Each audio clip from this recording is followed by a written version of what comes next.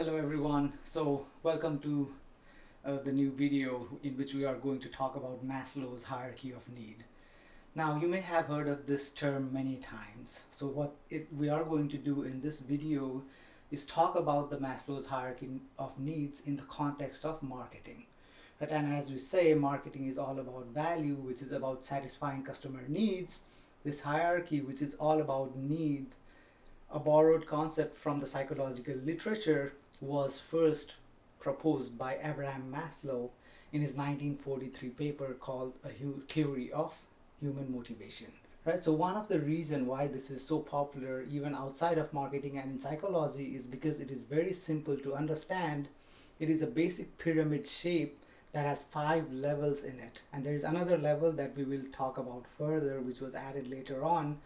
But these 5 levels are human needs that people want to satisfy, right? And it's a very simple model.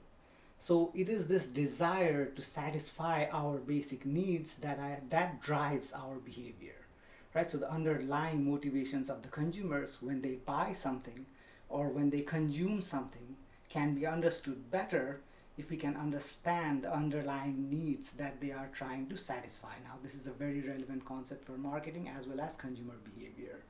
So when we talk about Maslow's hierarchy of needs or Maslow's hierarchy of motivation, it is a really good tool to analyze consumer behavior. So what Maslow has also proposed is, as we look at this model, to move up to a higher level of the hierarchy, you first need to satisfy the lower level needs. So you can't go up to the safety level of hierarchy unless you satisfy the physiological needs level, right? So in this order, if you were to reach the self-actualization level, you first would have to satisfy all the 4 lower level needs that are below that, right? So the first lowest level of need is physiological need. Physiological need can be thought of as our biological needs. So some examples of our biological or physiological needs are air, food, water, sleep, health, sex, pooping even, clothes, etc.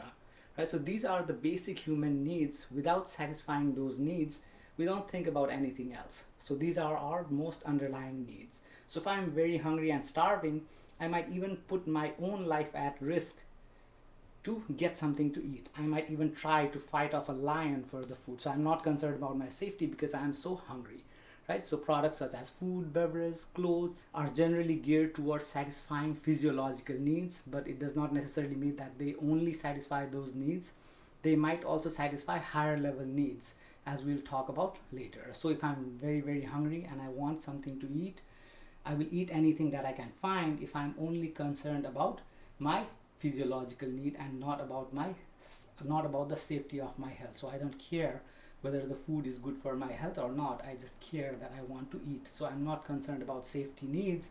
I'm only concerned about my physiological or biological need, right? And that will drive my behavior of the types of things that I will do to fulfill this particular physiological need. Now let's move up to the different level of need. So once we satisfy our physiological needs, then we might start to think about safety needs. So that now our belly is full and I'm content with my physiological needs. I have good air to breathe. I'm very, very happy with all my physiological needs. Then I start to think about how to keep myself and the things that I have safe. Right? So I'm concerned about how to protect my body, how to protect my health, how to protect my food source, how to protect my income, how to protect my family. All of those things start taking precedence in my head.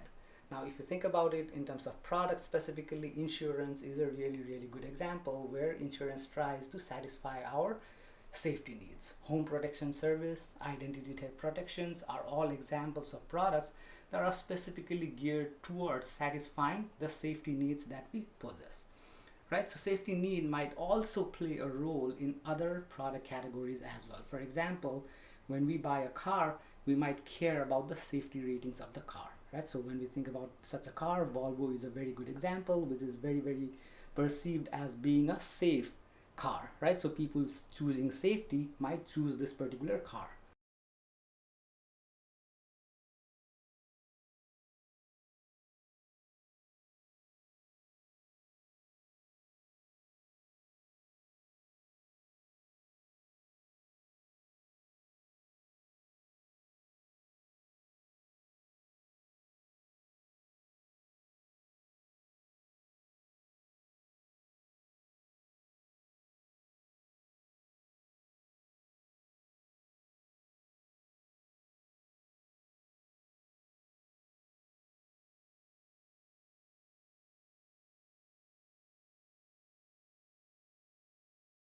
Now, talking about food itself, while it does satisfy our basic physiological needs, are you just going to eat anything that you find?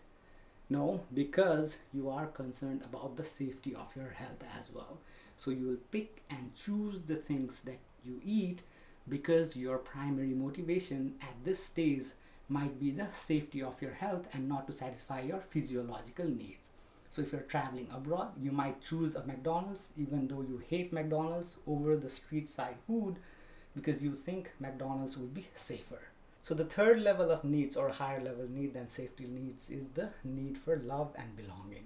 So once our physiological needs and safety needs are fulfilled, we start worrying about love and belonging. So we start thinking about what will get me love, what will give me a sense of belonging. Right? So in this level, we want to be accepted by our friends, we want to socialize and be part of a group, we want to form connections with other people, we want to form emotional bonding, friendships, right? And we want to join different communities that satisfies those needs. So various social groups, family gatherings, sporting teams that we support, online communities such as Facebook groups that we might join, right, are all examples of product that would satisfy this type of needs. So if you think about car again, there might be a community of a car enthusiasts that I might want to join. Well, not of course my Honda, because there is no Honda community. There could be Honda forums online. I'm pretty sure that if you own an expensive or high-end car, then there is a car enthusiast or sports racing car enthusiast groups that are out there that you might want to belong to. Right? So if I start playing Dungeons and Dragons because my friends are playing that game and I want to be a part of that particular community, then I'm trying to satisfy this particular need of belonging.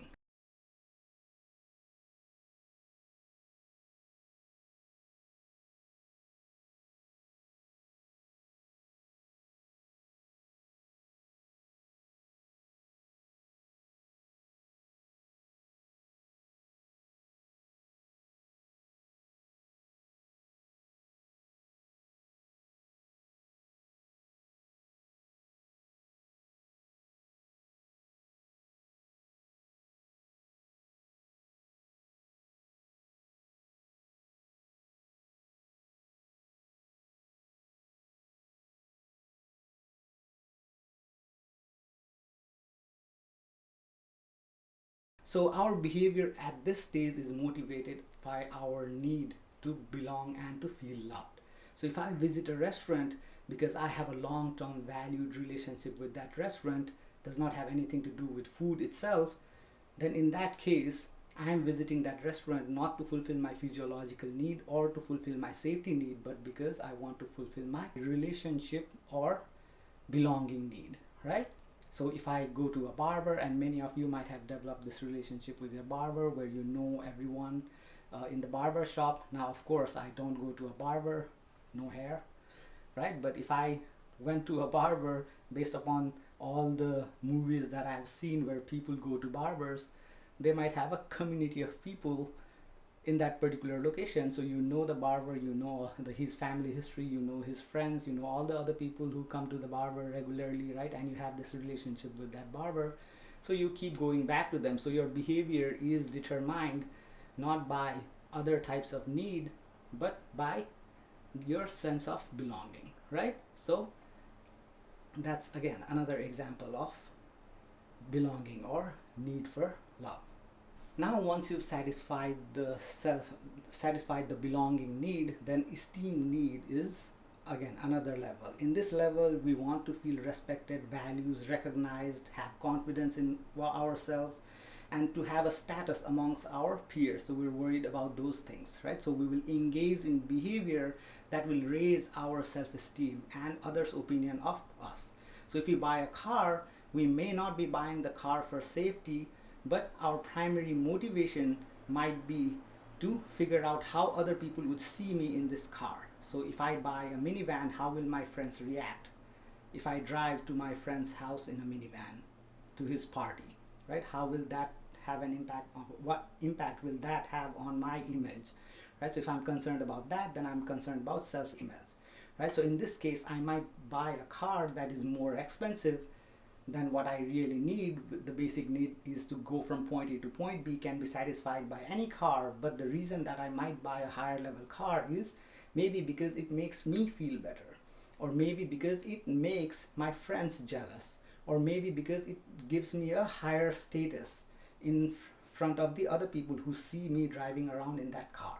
So in this case, if I'm driving the car, then I might be if I'm buying a car that is expensive, then I'm buying it for self-esteem motivations. Now going back to the food example again, if you eat the food to satisfy your hunger, you're eating the food for your physiological needs. If you're eating at specific locations because you think that the food there is safe to eat, then you are fulfilling your safety needs. Now, if you are going to a particular location again and again because you have established a relationship with that particular restaurant, then in that case you are going there for belonging needs. Now, if you go to an establishment that is considered to be a high-end restaurant, let's say, right? So in that case, you might be paying a lot more money than usual for the same food that you can buy somewhere else cheaper, but you choose to go to that establishment because it's an exclusive establishment. So by going to that restaurant to eat food, if you feel better about yourself and it raises your self-confidence or your opinion of yourself, or you think that it has an impact on how other people see you, then in that case you are going to that restaurant to eat food, not for any of the needs that we have explained earlier, but because of self-esteem needs, right? So in this case, the same product, which is a restaurant, and food in that restaurant can satisfy different needs. Now going up above self-esteem need is the final need, which is self-actualization. Now there is one more need beyond this which we will talk about as well. Now self-actualization need is the highest level in terms of the needs, right? So it is about people trying to be the best that they can be. It's not thinking about any other people to make other people happy or what other people think of you, but it is the things that you need to make yourself happy. Right? So you ignore the world and you do you, right? So this is where you look for personal growth. You look for personal growth as an objective. You seek to achieve everything that you think you can achieve, and you want to be the best version of you. So this is an aspirational goal, right? So if you are a runner and you are running as a form of exercise to keep your health good, then you are running for safety needs. If you're running and you are posting your achievements on Facebook or on Instagram, or talking about your running with your friends and families to make yourself feel better or to win medals, you might be running for esteem needs. But if you're running because running is life, running is love, right? Then in that case, you might be running for self-actualization need.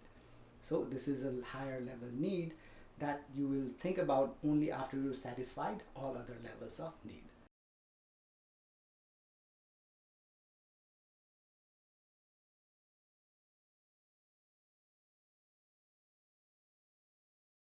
Now, one more level of need that Maslow later talked about is called the transcendence need. So transcendence need is growing out of your own needs, which is what all the 5 levels of Maslow's hierarchy is all about, if you think about it. But in this case, you are going to stop thinking about yourself and you're thinking about others and their needs, right? So you can consider this concept to be very close to the concept of spirituality, like going above and beyond, where you are going to look at things from a different perspective, or a very high-end perspective, where you are going to do things that are good for everyone else, even if it might end up hurting you, right? So it is achieving something that is higher than all the 5 levels that Maslow talked about. So as I've mentioned every time about my own motivations, I want to be a really good teacher is my motivation. So if I want to be a good teacher, not because it gives me job security, which is a safety need, not because it makes me look good in front of my colleagues and makes me feel good about myself, which would be a self-esteem need, not because I want to be the best teacher that I can be, which would be an example of a self-actualization need, but because I want to be a good teacher to help the students, to help you. As I want to guide you, and I want to put you on a path to success where you achieve your goals that you want to achieve. I'm not thinking about my own goal, but your goal. Nothing would make me happier than to see you many years down the road and you telling me how I made a difference in your life, right? So now, of course, I would be lying if I said job security, appreciation, personal goals are not important to me. Of course, that would be a lie. So they are important, but most important for me is your success. So in this case, I'm thinking about transcendence goals. I'm not thinking about all the basic needs that I have that I want to fulfill, but I'm thinking about the needs of others. That gives me really great satisfaction, right? Your success. So I hope through this video you were able to understand the different levels of Maslow's hierarchy of needs and how they may be used in marketing as well. Thank you very much for watching. Hope you enjoy this video, as well as please take a look at my other videos as well. Like and subscribe for encouragement. Thank you so much. Have a wonderful day. Bye.